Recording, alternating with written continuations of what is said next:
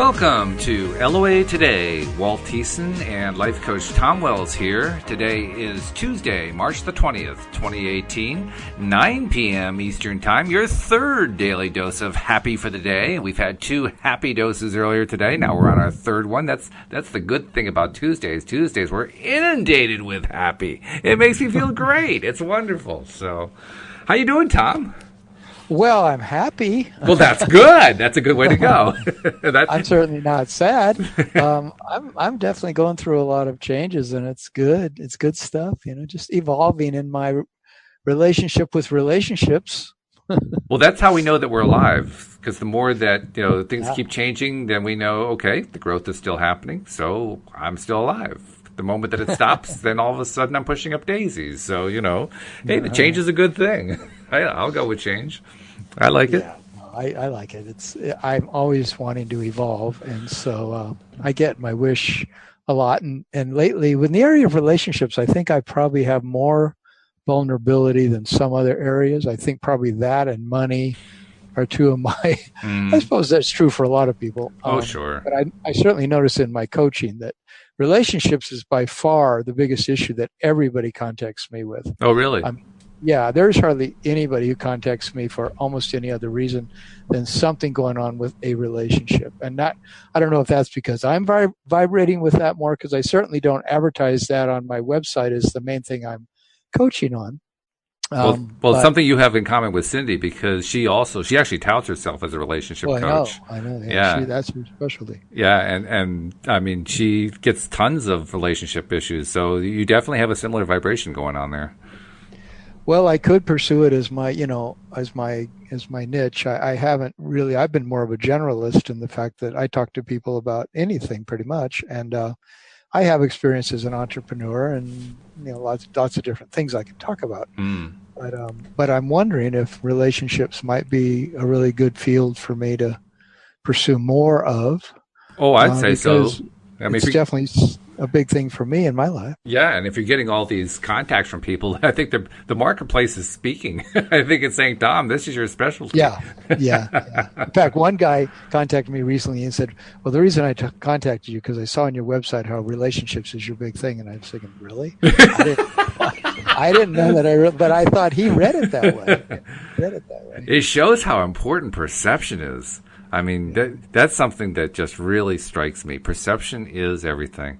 I don't generally follow the news, but I do have a tendency to follow what's going on with a number of things kind of swirling around President Trump, just because, there's quite a few things there. I know, it's always. And most stuff I just don't even read the articles on. The only time I'll ever read the article is if it just kind of stokes my interest about, I see certain things happening. I'm wondering, is it, reinforcing my pattern that I'm seeing? So if I see an article that suggests that, I'll read the article to see, does it hold true to the pattern? Does it go against the pattern? What is it doing? The latest news that came out was this thing about Cambridge Analytics and how the British TV channel infiltrated them.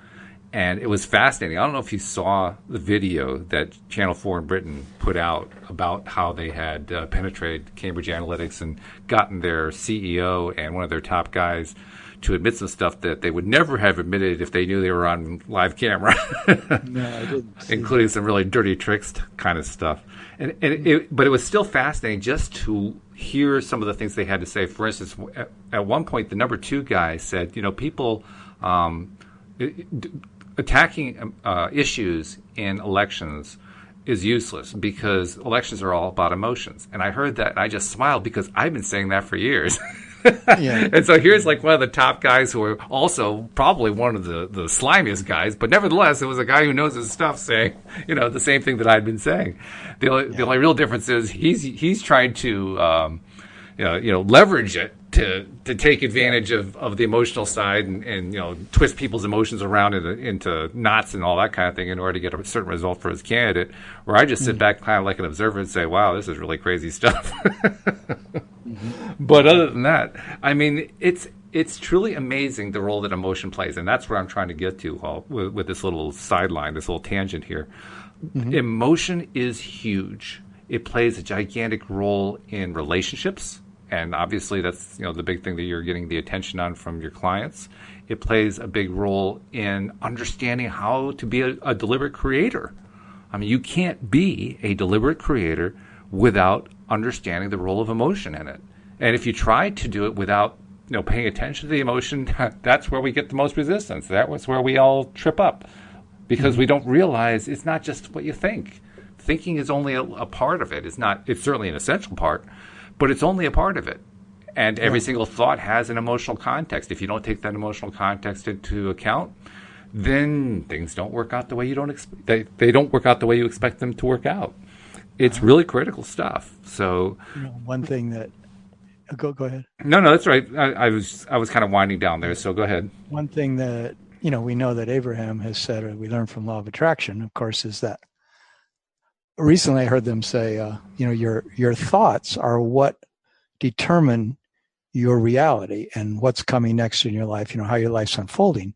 And your emotions are your guidance system as you go along, So that's why the two go hand in hand. But they've indicated at other times, that without the emotional guidance system, we wouldn't know when we're on track or off track, because that's our source self saying, you're on track or you're off track. Thank goodness for that too. I mean, I'm glad that it's there, because I've always been very concerned that I didn't know how to read signals from my inner being. And knowing that emotions are signals from the inner being, that was a revelation for me. Like, oh, good, I have a way to communicate. This is a good thing. Yeah. Not only that, for me to know that they are that they're a guidance system and that's what they really are all about. It takes this huge weight off them being these strange, things that just are there, and you've got to deal with them, and they can. And of course, the old paradigm of the psychological approach from the 50s, 60s, 70s was that these emotions are locked in your body and locked in your subconscious, and they can sneak out at any time and overwhelm your life, Oh yeah. And there is that old feeling, and that, interestingly, in going deeper into who we are as infinite beings, I was reading this stuff from Seth where they said, we're afraid to go deep into ourselves and find what our inner beings want to tell us. You might say in the dream time, in the world of that subconscious, unconscious world, because we were programmed earlier to believe that there's scary things in our subconscious and our unconscious. Therefore, don't go there unless you're under the supervision of a psychiatrist or a psychologist, because you can be unleashing these demons. Yeah, and definitely a 70s attitude. Yeah, it's an old attitude that I just was realizing, hearing that from Seth, that wow, I'm so glad I'm beyond that, because it was only a few years ago that I was still sort of thinking that way. It was really until I got heavily into Abraham and they started saying, your emotions are your guidance system. They're telling you, am I aligning with my higher self or not? What does my higher self think about the thing I'm thinking?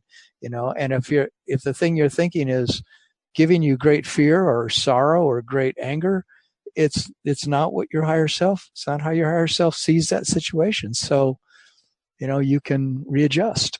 Yeah. Well, that's one of the really, what's the word? Soothing. It's comforting things about the pieces of information that Abraham has given. The idea that when the inner being is, in a sense, reacting or interacting with the physical being and producing either positive or negative emotions, that the inner being is always looking at our physical experience in totally positive eyes. Yeah, that's a beautiful thing. Yeah. And that if we're looking at anybody in a critical way, and this comes into relationship stuff, which was what started this whole conversation on Monday morning, was, that I was having this situation where I felt like I was looking at the women I'm dating in, for what I'm critical of in their manner, in their personality, or their appearance, or in the things they're choosing in their life. Critical in the sense of asking myself, could I be comfortable in a relationship with a woman who's into that or looks that way or acts that way, or who's not into things that I'm into? Mm-hmm. And my emotional guidance system is really telling me when I'm being critical that I'm not seeing it the way Source sees that person. And it's interesting that the panacea to all relationship issues, according to Abraham, you might say that the ultimate panacea is to be able to see the other, and of course ourselves first, in the light of our positive qualities. That's true. And if we can see ourselves that way, and then, they even literally said, if you find 10 things in every person that you know, find 10 things that are positive qualities. I thought that was so cool. Like they're saying, in every person find, and they even said in everything in your life, find 10 things that you can appreciate. Then you will eventually tune your vibration to where you will no longer go to that place of things that you don't appreciate. That's quite an exercise. It's literally just an old habit where we think that if I am critical, I'll be protecting myself from getting hurt. Yeah. Oh, yeah. I mean, I can certainly say for myself, the mirror exercises I've been doing have shown me that, and that we can reprogram it. I mean, those mirror exercises, I've actually been doing them for over a month now. I'm on day 31. Can you tell you've changed? Yeah, I can point to improvements that have happened. The biggest improvement is that my goal was to get rid of the negative self-talk. The negative self-talk has not disappeared entirely, but it has faded. And I told that on a few of the podcasts, how the negative self-talk voice was very, very loud when I first started. And now when it does crop up, which is less frequently, it's very soft. I almost, if I'm really willing to focus, I don't hear it at all. If I'm not focusing, if I'm just kind of like, generally, grooving on whatever's going on, then it will sneak in and I'll hear it.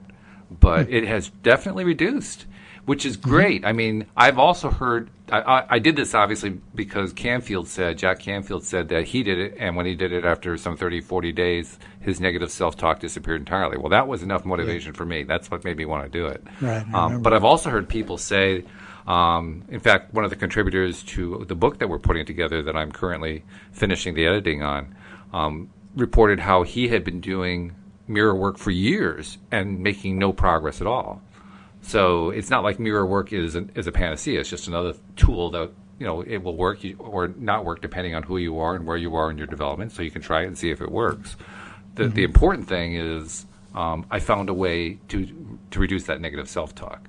And I did it in a way that fit me. So that, to me, is the big victory, that I accomplished that much. And by the way, something else that we count as a big victory, this is a Tuesday night show. The reason we do the Tuesday night show is to encourage people to call in who not normally are able to call in during the weekdays, either in the morning shows or the afternoon shows. Tuesday evening is a little bit easier time, less things going on. You don't have a boss looking over your shoulder or whatever. So we're encouraging you, if you are listening live right now, feel free. Go to if you're listening live, you're on the homepage of loatoday.net because that's where the live player is. But if you're there and you're listening and you want to join the conversation, there's instructions right there on the homepage on how to connect into the Zoom platform. Just click on the little Zoom link there, and it'll run you through the steps to set up, and we'll be glad to talk to you. So in the meantime, we'll just keep talking relationships, but we'd love to include you in the relationship. Yeah. Anything that the folks want to talk about. Yeah, really. We're just here, and we'd love to hear your opinion about anything about law of attraction and what's going on in your life. Yeah, we talk about the relationships just because that's what we talked about Monday. So Tom's and my approach is, well, whatever we talked about Monday morning, we'll do Tuesday night until we get a caller. Very simple. And I try to pick a topic that's got some longevity to it. And relationships we could talk every show about and never run out of things to say, I suppose. Absolutely. They might get a little bit boring, but there's so many different ways to approach this question of relationships just because we all get ourselves in interesting situations with them where we're curious. I was really surprised recently when I got into a relationship for several months how much it brought up in me of things that I'm never dealing with. Just all of a sudden, all these different things are on my plate that, and I especially saw how what I was projecting onto her was incredibly affecting how she would show up. Like if I was expecting to see... Regardless of who the she is, meaning, like generically.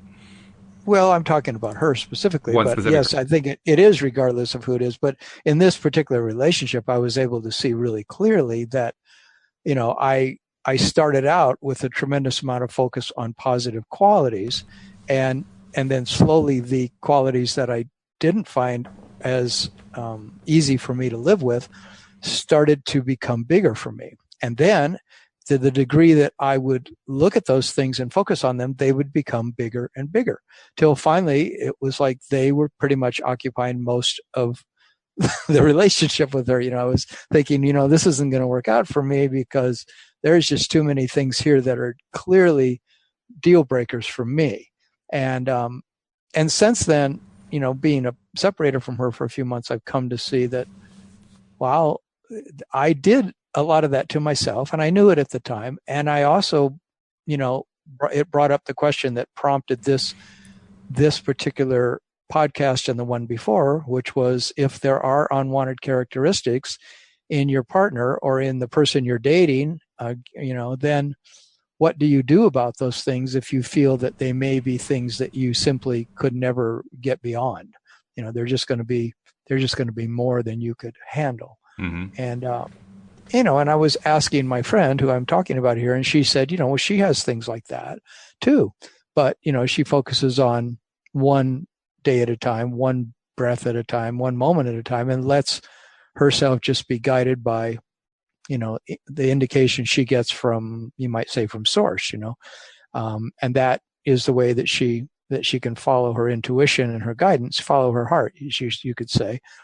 And I agree. I mean, Abraham said, that it's the ideal relationship is already in your vortex, and the when, where, who, and how is all going to unfold for us in a very beautiful way if we trust or allow it to unfold from our vortex, and we don't try too hard to manipulate all those details. They said it's fine to have all those details, but when we're focused on them to the exclusion of allowing, when we're trying too hard, as it comes down to, in my mind, trying too hard. I mean, after the last episode, you suggested I make a list of the qualities that I'm looking for in a long-term relationship, and I listed 25 of them. I already had sort of I had some sheets written out of what I wanted in a partner, and I wasn't spending my time reading them because I felt they were so ingrained in me, and that my source self knows what I want in a partner, and I don't have to sit around reading them. But just to hear that Abraham makes it so clear that all this stuff is malleable, it is changing constantly. So even though it seems like maybe the person wouldn't have the qualities that I want, or maybe they have a bunch of them and they don't have the other ones, if I focus on the ones they don't have, then definitely it will make sure that they won't have them. And they'll manifest those things. I'll see those things, and it'll make it pretty hard to be with that person. But they were sort of saying anybody could be your vehicle for your own beautiful transformation and your own joyful life in relationship if you could spend your time focusing on your alignment with source and seeing them in their alignment with source. Yeah, I think so. I think it's actually very true. I think it's also interesting. You described a little bit earlier on there about how when you were meeting certain women, and it was actually that one woman you were talking about, but I also got the impression it could apply in many cases. You would meet somebody and you would at first not notice any of the stuff that you really didn't want, but then stuff would start to emerge. And the more that you saw it, the more it emerged. And all I kept thinking when you were saying that was, well, yeah, he's giving us attention to it, so the law of attraction just keeps delivering it to him. And I'm thinking, this is like one of those, negative spiral things, and you don't even realize it when you're in the middle of it. It's like a hornet's nest that's coming at you, all because you keep focusing on it, thinking, oh my God. Yes, and even if you know that it's happening, which I did, what if, you say, what do I do with these negative qualities? Like if I'm concerned about them, how do I take my focus off them if I'm concerned that they're going to be deal breakers for me? And so, of course, if I focus on them, then yes, they will become deal breakers, even if they weren't that big a deal. Yeah, probably. That's the bizarre part. If I take my focus off them, then what will happen? And the other question that I've had often is, how do I take my focus off them? If they're right there in my face, how do I not yes, I can say to the other person, it really bothers me when you do a particular thing, but what if it's something they can't do anything about? It's just something in their appearance or something in their choice in life that they've clearly made, that I just am not in agreement with. Or it really pushes my buttons when they go in that direction. Well, how then do I turn my focus back to all the positive qualities? And I tried it for several months. I tried focusing always back to the positive qualities, but I found I didn't have the willpower to do that. And to completely disregard the things that bothered me. It's a challenge, no matter what we're talking about, whether it's relationships or career or money or anything, health. It doesn't matter what. Anything that we run into that is a big no in our preference list, right? Yeah. When it's there, it's amazing when it's something that's important to us, something that we feel like really makes a difference to us. It's amazing how hard it is to shift. And Abraham has told us how to shift. I mean, if we really want to shift, they've told us how you do it, right? And you, I'm sure you actually tried it because you said you tried looking at the positive side. But, they described the incremental method. And with the incremental method, I definitely don't like this. And I really wish it was more like this. And you just kind of work your way over to a happier and happier place. I'm sure that's what you did, too. But the weird thing is, even if we know that method, it's still hard. Because that preference thing is so important to us. Well, and for me, to the degree that I feel threatened, like let's say with money, if I feel like I don't have enough money, and so I feel like, well, that means I'm going to run out eventually, or I could, because I'm not bringing it in, say enough. Then, how do you deal with the fear inside that says, this is threatening?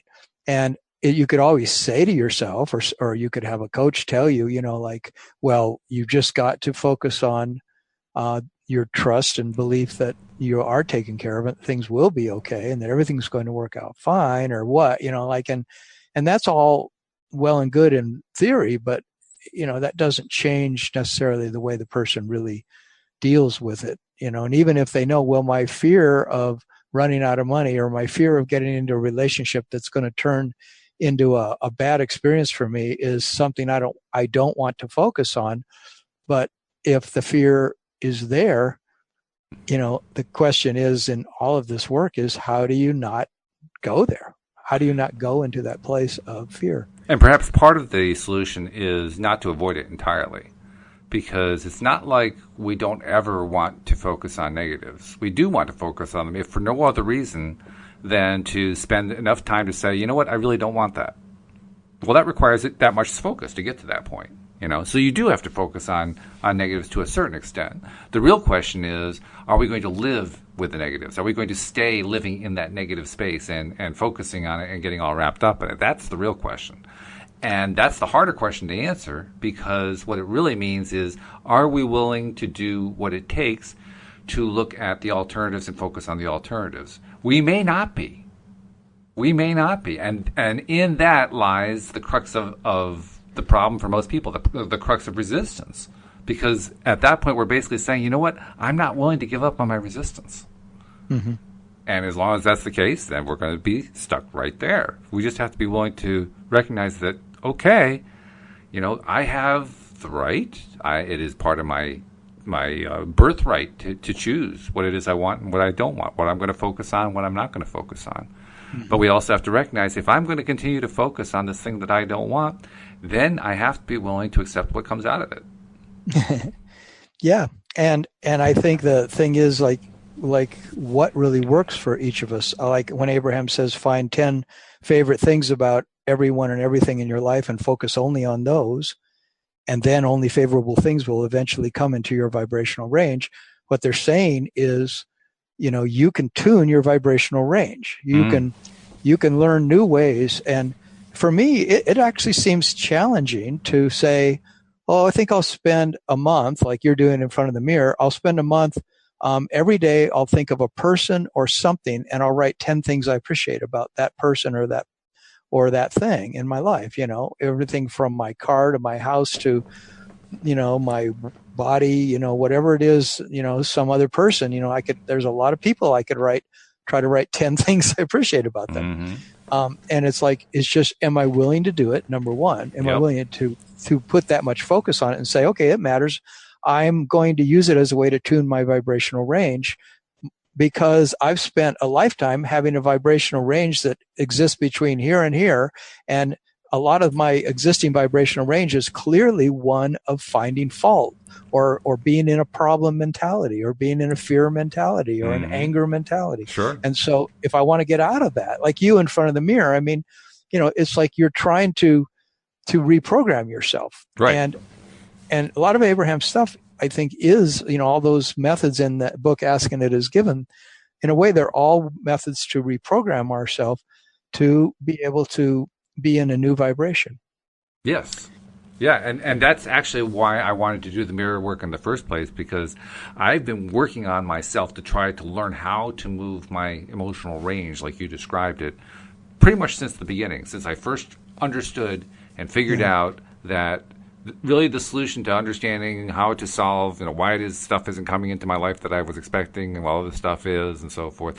Solving that problem was all about improving my overall emotional set point on a regular basis and getting myself into a more positive range. So I've been very motivated. I wasn't really good at making the motion, making the move, making the change. At first, it took me forever to make any movement at all.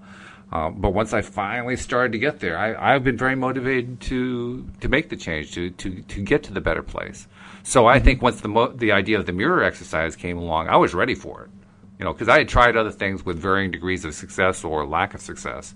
And I really had not found anything yet that had enabled me to leave the negative self-talk behind. So when I hear Canfield, Cindy was the one who told me, Jack Canfield said after 40 days of mirror work, his negative self-talk was gone. I was like, sign me up. I'm ready. Because I was already in that frame of mind. On the other hand, if I had been in a frame of mind, and again, I'm thinking of this one author who's contributed to the book, his frame of mind was very clearly, he describes it nicely in his story, his frame of mind was really in a negative place. My words, not his, but he was in this negative place. And all the mirror work in the world wasn't going to help because he was not ready to shift that emotional set range. He was not ready to shift that range on a regular basis. He was still staying in the negative range. Well, you got to be ready for it. It's not like it's a magical thing that you can just wave your wand and all of a sudden by doing this exercise for 30 days, poof, everything goes away. That's not necessarily the way it works. You have to be ready. You have to put yourself into it. You have to be willing to contribute and say, you know what? I'm going to apply my will. I'm going to go for it. I'm just going to really start moving this thing. I don't even know how to move it, but I'm going to start moving it. If you're not willing to do that, it's not going to work. Mm-hmm. I've had 3 or 4 clients who also contacted me because they were in what they consider to be an abusive relationship, and yet it was a marriage. And so they said, I want to use law of attraction to make everything okay with me and my husband. Mm-hmm. And even though he does these abusive things, if I just focus on his positive qualities, will he change? That was their question, and it became an interesting, coaching situation for me because I have to help them see, like what's the difference between focusing on someone's wanted characteristics and knowing when to leave a relationship. And there's also things like that are going on. There's a point at which I feel like it never hurts to focus on all the positive aspects and qualities, but to also realize that sometimes they just have to take action and change a situation in some, overt way. Right. Because we're not talking about an inanimate object. We're talking about another being who has willpower. Mm-hmm. And regardless of whether he understands how law of attraction works, he certainly has his willpower. And he either uses it or misuses it. It could be any combination thereof. But the point is, he does have that willpower. So she can influence him. She could certainly influence him, but that doesn't mean the influence has to take. He has to be receptive to it. And it doesn't mean it'll be enough influence to change that negative situation. And one of the main things is that each person I know that I've dealt with in this situation has had to first begin to own 10 things that they appreciate about themselves. Yeah, in other words, Sometimes they're in an abusive relationship because of the fact that they don't have a high enough self-esteem or self-worth. Yes. And they've let themselves stay in a bad situation for way too long. And they still think that they're going to change the other. And I try to help them own their own sovereignty in the situation, to where if they can become sovereignly clear of their own autonomy as loving themselves and taking good care of themselves, then will staying in that relationship even be appropriate for them. Right, exactly. Yeah. Because ultimately, no abusive relationship can survive as an abusive relationship unless there is a victim willing to be and play the role of the victim. The moment that victimhood role changes is the moment the nature of the relationship changes. And how that's going to play out, that's going to vary from one relationship to the next. But it's got to change one way or another. And each relationship, even if it's like unwanted characteristics in your partner that doesn't involve any abuse, it's just sort of things that you don't maybe feel resonance with, the way that they, do certain things in their life or something, that if we connect to our source self, and we see our own life more and more from the perspective of source, and we see our partner from the perspective of source, then eventually the relationship will either transform it more in the direction that we want it to go, or the two people will move apart. But that'll happen organically, because right. Because if I'm taking care of myself in my relationship to source, I will eventually just not be vibrating with what my partner's vibrating with. That's right. If she's not taken care of, or she or he, or if it's just a friend even, it's like I'll move away from that friend if they're not in alignment with their source self and I'm in alignment with my source self. It just there won't be that resonance between the two of us, the way I see it. Yeah, Abraham talks a lot about vibration, and the concept of vibration really works well, better than we might originally think, when we look at the relationship between an abuser and an abused victim. Because actually their two vibrations are compatible in the role of abuser and abused victim. Right. Once the abused victim changes their own vibration, now they're out of vibration alignment with each other. So something has to give. If they're out of vibrational alignment and the abuser doesn't give up on being an abuser, the relationship falls apart. It has to. If, on the other hand, the change gets made by the victim, and the victim is thinking positively and focusing on the positives of the abuser, and the abuser, in a sense, absorbs those, then the abuser starts changing his behavior. He starts changing his attitude. He starts changing the way he thinks about the relationship. Yeah. In order to try to get it back into alignment. So those are the two, from a vibrational perspective, those are the two possibilities. And which one it's going to play out to is going to depend on how well the victim person changes their victim mentality, and how the abuser decides to respond. If the abuser decides not to respond in any way and just keep going, then the thing falls apart real fast. It's not like anybody has to do anything about that. It just kind of falls apart fast. Yeah. And the person who's being abused really has to understand that I encourage my clients who are in that position is not think that you can change that other person, right? By your just because you think of all their positive qualities. Exactly. Because I've noticed that a number of people I've talked to have beat themselves up about. They come to me beating themselves up about the fact that they must not be trying hard enough to love the other person. They must not be good enough at thinking about that person's positive qualities. And I'm thinking, oh boy, that can be a real catch-22, a real can of worms, because if you blame yourself, you're just then even adding insult to injury. You're abusing yourself by assuming that you're beating yourself up by thinking that you can change this other person. And it's better to get really in love with yourself, find ways to really start doing a tremendous amount of self-care, and get in front of doing that mirror work and all those kinds of things to ask yourself, am I aligning with my higher self in a way that I'm truly loving and truly giving to myself the life that I really need to have? Or am I thinking that it depends on this other person finally treating me right? And that can be a never-ending situation, because we're looking for an external another to give us validation that we're okay, or, to somehow make our lives peaceful. That's just never going to happen from another person. Which, by the way, reinforces the victimhood mentality.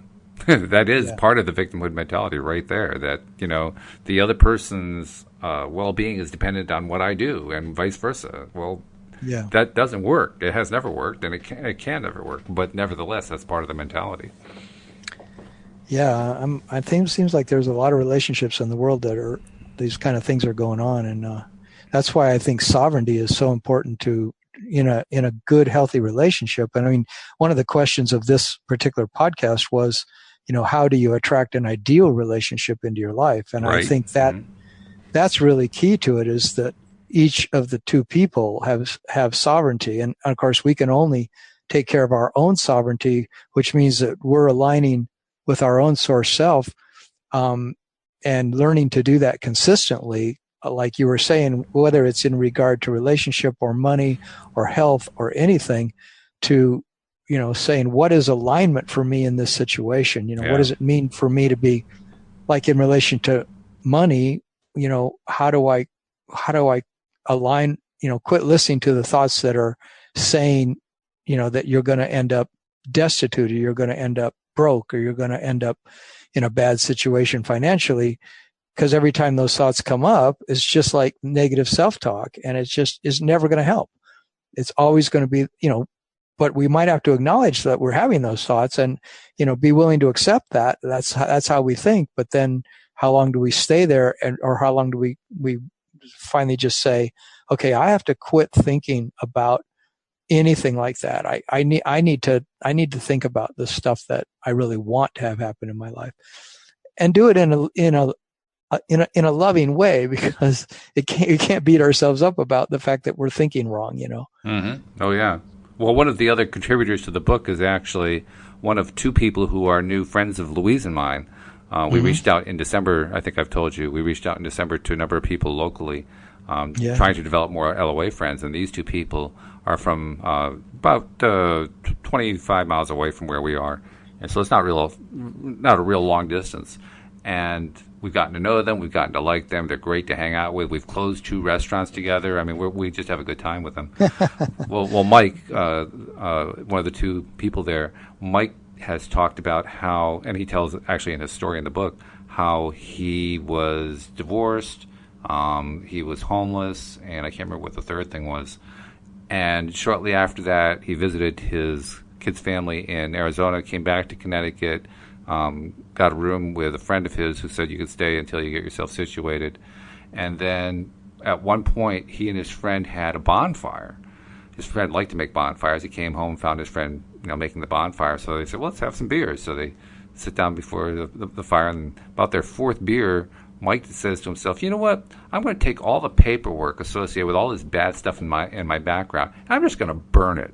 And so he went and got all the paperwork and literally threw it onto the bonfire and burned it. And he says from that moment on, his entire life changed.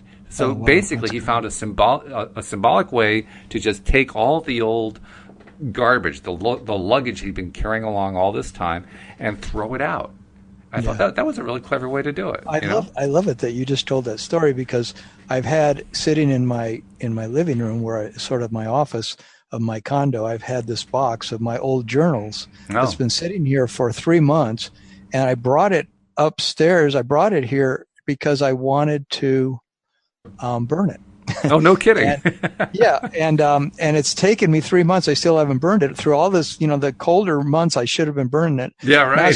It's starting to get a little warmer. But ironically, tonight was the night I decided to burn them. Was after our no kidding. talk. Yeah, it's actually on my list of things to do tonight, and I finally said it's going to finally happen. See, it's been hard for me to burn them because they represent all this stuff I've been through, right, in the past, and so I think, well, I mean, doesn't that have some value to me? And of course, people say keep your journals because they can be memoir. You can write your memoirs from them, and blah blah blah.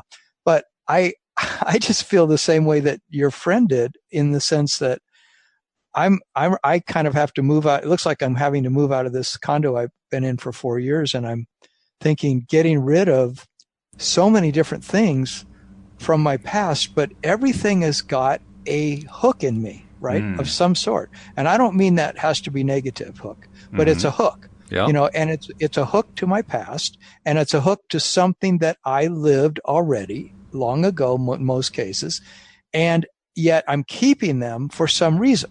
And often the reason I'm keeping them is for, you know, the fear, almost like that if I get rid of it, I'm getting rid of some part of me or something that I may need.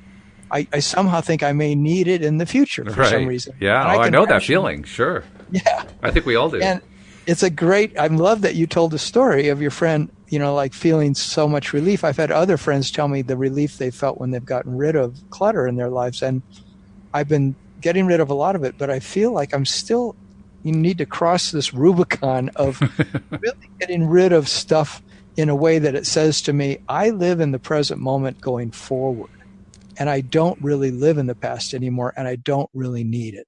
You know, it's not to disregard the beauty of the past and the wonderful friendships and all that I've been through and the books I've read and all I've learned, but do I still need to carry that? Or if I freed myself from it, would it open up my life to new perspectives? Would it allow new energies to come in? And I think it does. Yeah, that's what happened with Mike. It certainly helped him a lot. I mean, literally, and I won't ruin his story because it's a key portion of his story, but it opened up his life to a series of events that happened really quickly that transformed things for him.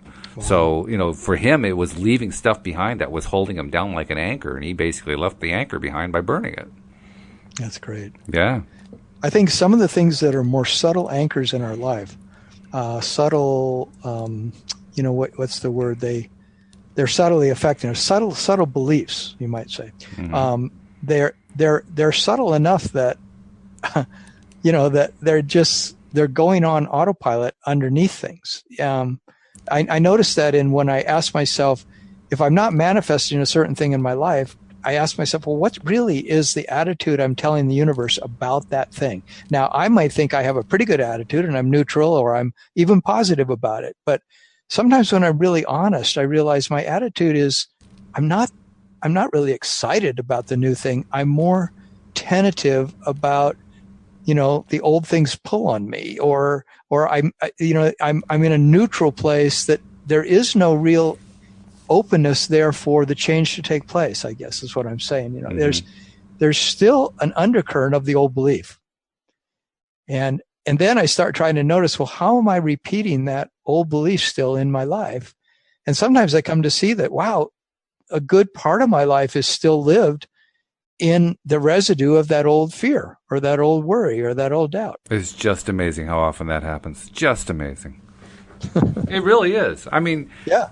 Any time that I was looking at my own negative junk, you know, and I had plenty of it. I was the all-time champion of carrying around junk. But when I looked at my own junk, it was just incredible when I looked at how there'd be like one seminal event that happened, you know, 5 years before or whatever it might be. And in most people's lives, it would be one of those things that they just kind of shrug off, and I hung on to it, and I made it linger and linger and linger and linger until today it was this lingering thing that just never went away and that I couldn't let go of. And I'm thinking, wow, what a number I'm doing on myself. And I didn't even know it. Here I am. I now have tangible evidence in front of me that I've been doing this number on myself. Now that I know it, am I saying, well, heck, I'm going to throw this out right away? No, I'm hanging on to it some more. What? Oh, boy. You learn so many things about yourself when you explore this kind of thing. You do, and it's a big, it's kind of a big process for me. I find that, like in this relationship question, that I was been carrying this belief pretty strongly in me, and it's just an old belief that I grew up with, and that I've seen a lot of my friends live out of this belief, which is you pick a person, you date them, you make a decision that yes, they don't have everything I want. I'm just going to compromise, and she'll just compromise, and we'll make the best of it. And at first we're in love, and then eventually the love wears off, and then you know you tolerate the other person's things you don't like, and they tolerate yours, and that's the way it goes. And so of course, if I think that way, if I have any kind of belief like that in me, then I'm going to be really careful about who I pick. And so I'm going to be trying to find somebody who's got all these really great qualities so that I can say, it's like, well, I want this person who's going to be, I just get one shot at this. So give me someone who's a culmination of everything I've been wanting and who's also going to be everything I might need to have later, like make sure that they've got all these great qualities because I'm only going to get one shot at this and I got to get it right. And, realizing that really the way it happens, and this is the thing I'm starting to accept now, is that I need to play more in dating and have more fun with people, with women, instead of expecting them to be the whole enchilada and not have my focus be on looking for, the whole enchilada, because that's way too much to expect of anybody. And it's way too much to put on my own self in dating. How could I have fun if I'm constantly evaluating her against everything I wish she could be, Yeah. And then for sure, I'm going to start noticing the things she isn't, because nobody could be all those things. Sometimes it's a person that's just only exists in my imagination, What I found with my own relationship with Louise is, well, before I met Louise, and I've told this before, my relationship record was a disaster. And there's no nice way to sugarcoat it. It was a disaster. It was just one failure after another. Nothing ever worked. But when I met Louise, I finally reached the point where I had to decide, did I want to spend my life with her? And mostly I wanted to, but I had the same kind of doubts you were expressing. And was she perfect in every way? No, but then again, neither was I. So that wasn't quite as important for me. But the big realization for me was love, because what I realized is that the love I felt for her was not the kind of love I had felt for others. It was not a love of lust. It was not a love of chemical high. It was not a love of, like this passionate thing. It was some people would call it a deeper kind of love, and I suspect that that's true. I don't think that word really expresses it for me. It was more a love that would endure. I can't think of a better way to say it, but it was just constant. And I have felt it to this day. That's what enabled me to not only, kind of overlook some of the things that were not ideal in my eyes, and probably things for her just the same thing, things about me that weren't ideal. But it wasn't so much even that I overlooked them, it's that through the eyes of that love, I found that many of those things that were not, quite perfect, when I looked at them from a different perspective, from the perspective of the love, they changed. They morphed. Something that I thought was just like a real negative. Well, I'll tell you what the big one was. I mentioned it to you on Monday. The biggest one was that she didn't want to have children. Right. That was huge. That in many cases in the past, that probably would have been a deal breaker for me. But through the eyes of the love that I was feeling for her, it changed. And I have trouble explaining how it changed. Yeah. But it changed. It did lose its importance. But more than that, I just saw a different side to the relationship. I saw a side of the relationship that had nothing to do with having children. And that side emerged through the love. Right. It almost became a non-factor. And today it is basically a non-factor. I don't really think about that much at all anymore.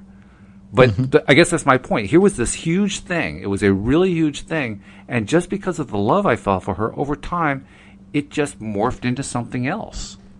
And the something else was basically, it's what our life turned into. And I'm not sure I could even describe that in a single word. I'm not sure there is one. but nevertheless, that's what happened. So you were really right on, I thought, earlier on when you talked about how the whole thing is malleable. It is malleable, including the stuff that I thought was not malleable. Yeah. I love that. I actually wanted before this show to listen to a whole Abraham segment where they talk about this, because I find it to be one of the most marvelous things about relationship is that when you begin to focus on your own alignment with Source and you take your focus off anything that you're calling disagreeable qualities in the relationship, and that then there's almost like miraculously these ideal conditions start to emerge that bring about what both partners are looking for in an ideal relationship. And they were even saying, Abraham was saying, Source knows how to orchestrate this stuff, and that Source will blow your mind with it. They said it'll continue to blossom and give you everything you want, because you consistently see your partner through the eyes of Source, and you see yourself through the eyes of Source, and you use your partner as an excuse to line up with source energy, rather than use your partner as a reason to get unaligned with source energy. They say, when you feel positive emotion with another, ask, what is it that I'm focused upon within you that I'm using as my excuse to turn into who I really am, to tune into who I really am? Yeah, that's quite a thing. Huh? That's quite a thing. And if you're feeling negative emotion, ask, what is it I'm focused on within you I'm using as my excuse to not be who I really am? If you say your behavior makes me feel bad, then you're totally disempowered. Yep. Instead, say, what is it that has me separated from my source self when I look at these unwanted behaviors in you, because I'm not able to see you as Source is seeing you. Anytime you're feeling negative emotion, stop and say, I wonder how Source within me is seeing you. I love how they tell parents to do this with children, like when they're not digging the way their kid's acting, and even if the kid's been acting out like this for a bunch, they said, go to your room as a parent and ask yourself, how come I can't see my kid the way Source sees my kid right now? Yeah. It's and a great why am I too. feeling this disalignment, out of alignment, and I'm feeling this sadness and this anger toward my kid, is clearly the sign that Source is not seeing it the way that I'm seeing it. Yeah. Yeah, it's an excellent question, and it's a question we really should be asking more often, because the simple fact is, whenever we're out of alignment, we're feeling bad. So whenever we're feeling bad, that means we're out of alignment. And if we're not in alignment, that means that Source sees it differently. Yeah. It's a great question. So how does Source actually see it? It blows my mind that Source always sees everybody as completely cool. Yeah. Everybody is beautiful in the eyes of Source, and complete, and not missing anything, and perfectly on their path in the direction they need to go. And so, you could see somebody who's, shooting up heroin or something and completely an addict, and yet Source doesn't see him as a screw up. I mean, I love it how sometimes someone's talking to Abraham and they've been an alcoholic, and they're sort of being a little bit remorseful in the way they're talking, and Abraham is saying, don't go there. It's like you chose to do that for all the right reasons at the time. That's what you knew to do, to try to get alignment. It didn't get you alignment. It was not, and you had to go through this whole thing to eventually learn what does get you alignment, but don't make any part of your journey wrong. So there's so much to learn from this stuff, Yeah. Don't make any part of your journey wrong. That's a hard one for many of us. I would say for most of us, because there are certain parts of our journey that we don't feel real good about. Yeah.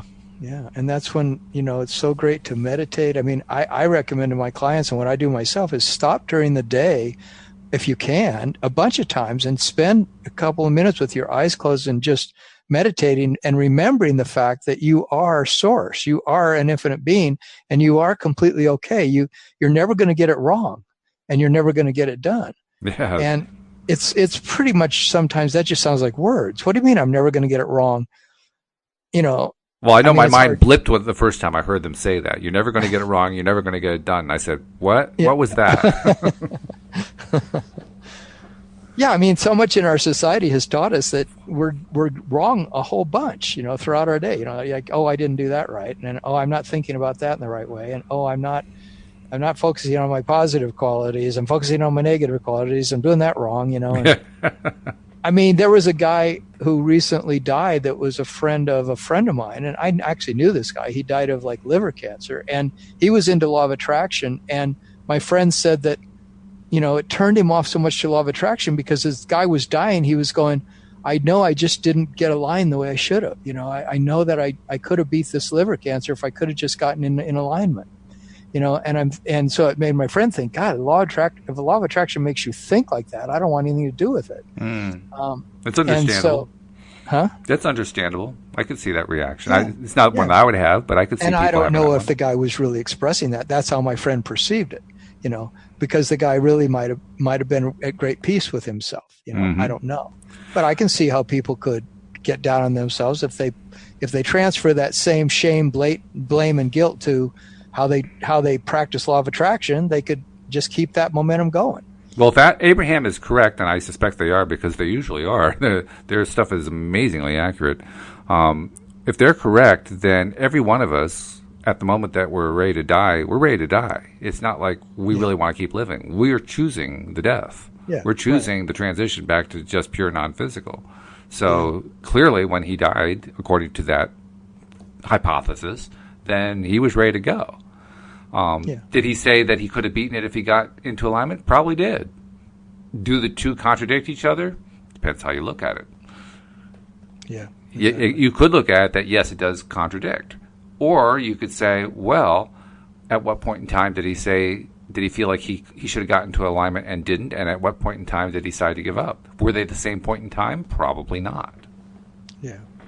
Yeah, and you don't know how much understanding that particular person had who died, nor the person who interpreted to me what the guy said. That's right. I know that the person who interpreted it to me tends to see things from that perspective of like, oh, I don't want anything to do with law of attraction because it makes the victim wrong. Interestingly enough, he used the law of attraction to find a way to justify that. Yeah. So I mean, it's everything I see in our lives is a reflection of how we're really thinking, and that's why we can constantly tune ourselves based on our feelings. The feelings are telling us how to get back in alignment. That's why feelings are so amazing, like you were saying at the beginning of the podcast, because they tune us back into the alignment with how does Source see this. If I'm feeling out of sorts about this, if I'm feeling sad or angry or fearful, what is it that I'm missing in the way that Source would see this? And we haven't really touched on this, but I want to mention it. I think I have become very aware that it is really important to have friends.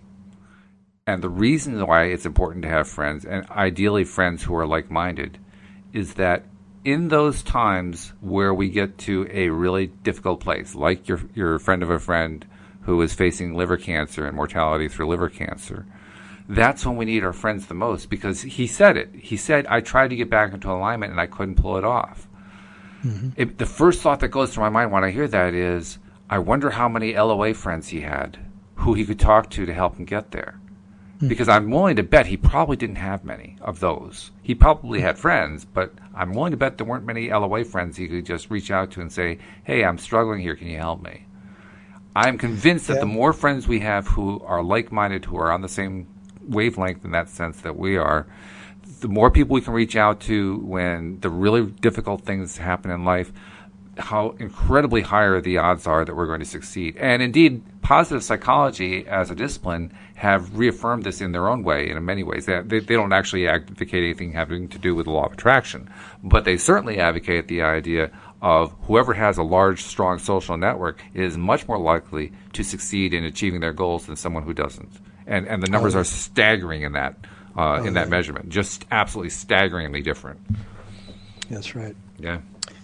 That's why I really want to keep developing my social networks, because I've had big social networks, but now I don't have a real big LOA social network. Yeah. And I need that. I need more like-minded LOA. That's why I'm glad I'm doing this podcast. Yeah, me too.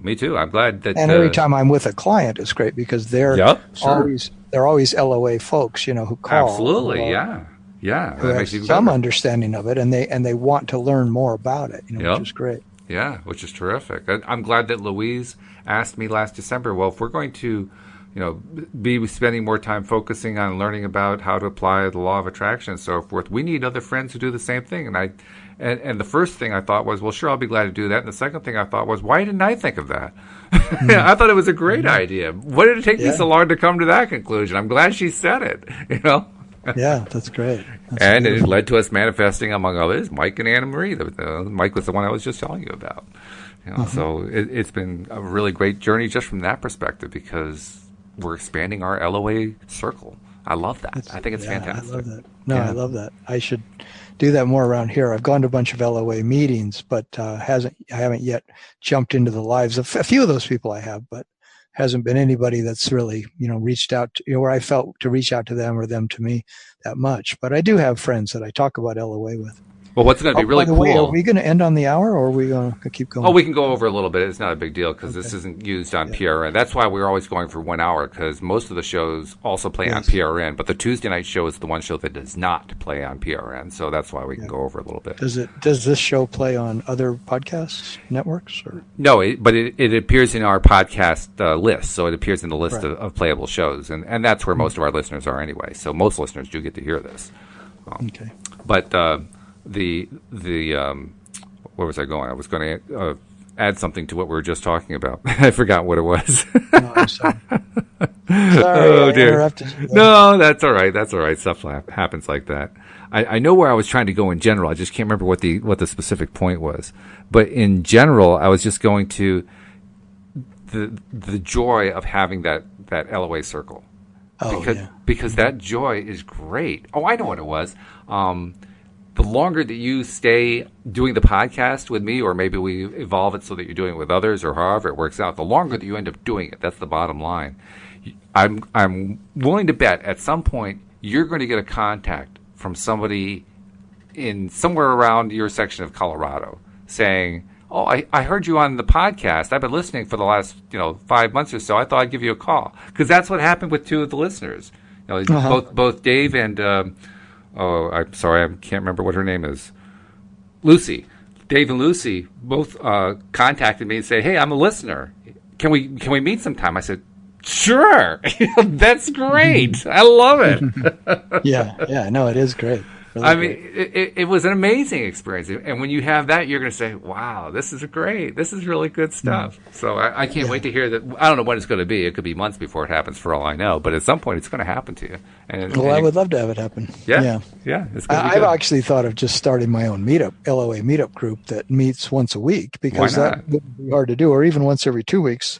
And there are a number of LOA meetup groups around, and it's generally always the same group of people, which is mainly a group of women, which is fine, and I've gone to a number of those meetings, but like I say, I haven't developed any lasting friendships out of it. I developed a few things, but not any really lasting friendships. Well, we know what the formula is. The formula is to think what it is that you want and then take action inspired from within based on where you want to go. So you know the formula. That's the best part of all. Mm-mm. Yeah, I'm confident that I will continue to expand my horizons and my possibilities, because that's what I'm always doing. That's a good thing too. That's very good. Well, we are past the hour mark. We should probably draw to a close. We didn't get a caller this week, but there have only been 2 weeks where that happened. 3 other weeks we had callers, so it's probably going to happen next time. That's all right. It'll happen when it happens. But it's been good. This has been a good conversation. I'm sure anyone listening to this podcast is going to get some good stuff out of it. So that alone makes it worthwhile. So. Yeah. I tried to cover the idea of relationships as much as I could, keep bringing it back to that, because that's what the podcast is about this time, and because it's of great interest to me too, and I'm sure it is to you too. Oh yeah, absolutely. And hey, we can keep doing variations on it for a few episodes among the ones that you and I do together, because it's one of those evergreen topics. It doesn't go away. It is. I intend to just keep recycling it from time to time from different aspects, because I like to do the podcast about something that's currently up for me in my life. And it's certainly relationships is really up for me right now, big time. Oh, yeah. I love anything that ties directly into my own life, because I get more out of it. I mean, I back when I was only doing one podcast a week, and most recently it was with David, and then before that it was with Joel. Particularly when it was with Joel, I mean, I would hunger after doing this week's podcast on something related to something going on in my life, because it just made it such a better experience than it already was. I mean, already it was a good experience just doing the podcast, but tying it into something going on in my life, it was like 20 times better. It was wonderful. So, yeah, I totally get that part. I would like to read this one last quote. Sure. And then you can have the last word. But this is like when Abraham was talking about how do you attract an ideal relationship into your life. And they said, we like it when you focus your mind deliberately, on the details of what you want, and that you should be as picky as you want to be. Mm-hmm. That's a good thing. They said, but we want to say to you, you've been asking, and there literally is a treasure map over there in vibrational escrow in your vortex. that has not left out anything. Not one thing is left out of what you want. Yeah. And when you're chilling, when you let go and you give up the struggle, you give up the feeling of responsibility that you have to single-handedly get out there and hone from this universe the perfect mate. Because the universe has already figured out not only who, but where, how, and when, and will give you step by step, saying to you, come this way, come this way, come this way impulses, unless you're fretting over the fact that you can't find it. So basically, the universe is always telling us, that which way to go towards finding this really wonderful person in our life, unless we're worried about finding them. And by the way, the same rule also applies if you're trying to find money, or you're trying to find health, or you're trying to find social network, or anything else you're trying to find. It applies to all of it. It's the same rule over and over and over again, which is pretty cool. Before we leave, I do want to give you your opportunity. For somebody who's looking for coaching, how do they reach out to you? They can go to my website, which is youarejoy.com, and that's youarejoy.com. And there's a page on that website where they can sign up for a free coaching session with me. I like to give a person a chance to have a free hour with me, and then they can decide whether they want to continue to do more coaching or not. All right. Sounds good. Tom, it's been a pleasure. We'll talk again on Friday. Thank you, Walt. I really appreciate it. All right. And we'll see you all next time here on LOA Today. Goodbye, everybody. Bye-bye.